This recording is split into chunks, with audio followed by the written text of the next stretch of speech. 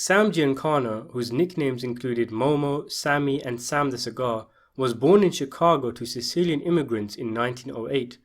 Early in his life in the 1920s, he joined the 42 gang, which was run by the politician and Prohibition-era bootlegger called Joseph Esposito.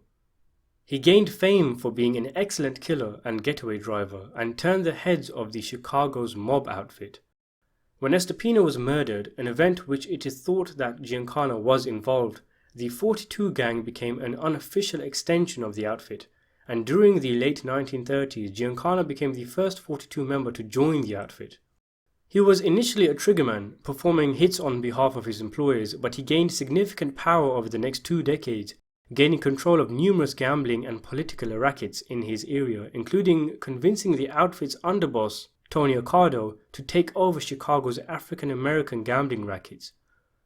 After a small war with the African Americans, the outfit seized power of their lucrative rackets, which began bringing in millions for the Chicago mob.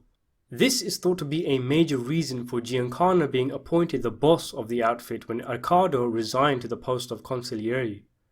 Although it is thought that Accardo and Paul Ricca, another mobster, still held the real power of the family, and all business and hits had to be sanctioned by them, with Giancana really being a front boss. Many have claimed over the years that Giancana and the outfit played a major part in getting John F. Kennedy elected to the role of the President of the United States. The Irishman also takes this stance, stating the likes of Giancana and other mobsters helped elect Kennedy, and as soon as he gained power, he made it one of his missions to take down the men who put him on his throne and take down the mob.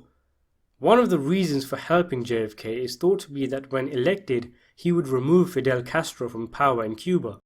The mob despised Castro as they had several lucrative operations there, including casinos, and Castro had thrown them all out of the country. It is widely reported that the CIA, desperate to take out Castro for their own reasons, actually recruited Giancana and other mobsters to assassinate Castro in the early 60s.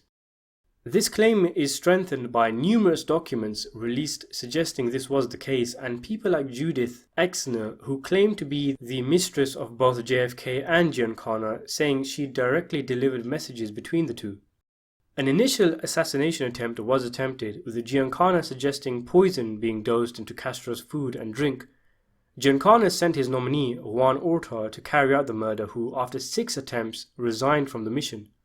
It was then given to someone else, but the entire program had to be immediately cancelled after the Bay of Pigs invasion in 1961. Meanwhile, Giancana was beginning to experience problems in his own family. His behavior was attracting too much attention for the outfit's liking, what with the US investigating the CIA's connection to La Cosa Nostra, and he was called to stand trial several times.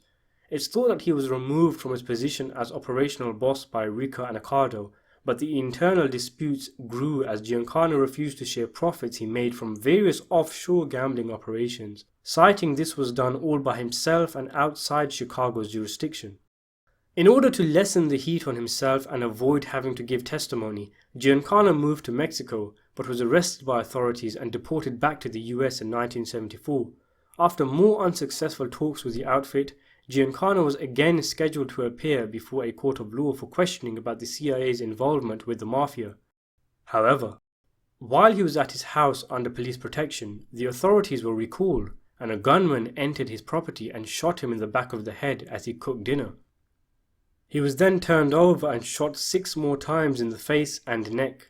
It is thought that the murderer was someone who was known to him, as due to a heart condition he did not eat rich food, so he must have been cooking for someone. Momo Giancanca's role in The Irishman is a cameo. His death is briefly shown during a quick montage at the beginning of the movie, and it's heavily suggested that mob boss Russell Bufalino pulled the trigger on his old friend. He then appears for a few seconds in the background for 1 or 2 scenes as Frank Sheeran gives us a history lesson. His role is extremely brief though, and he's being played by Al Lania. The Irishman is set for release in late 2019. Thanks for watching.